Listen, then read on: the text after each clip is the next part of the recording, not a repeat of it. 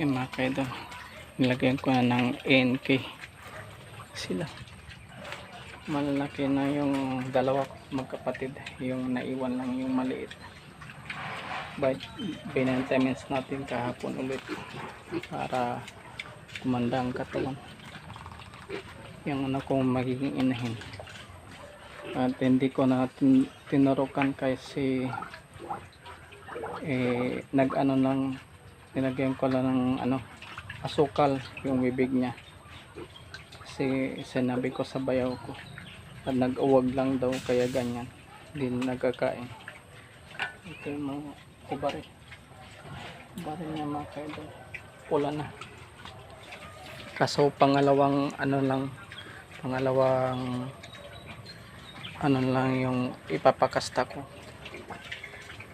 hindi mo na ngayon yung isang bigay ko sa asawa ko, gagawing lechon pagka umuwi siya. Uwi na ako mga kaidol, kaya para makapagkape naman tayo. Tapos na ako rito sa bahay, tayo matutulog ngayon at dito bukas na naman. Salamat mga kaidol sa panonood.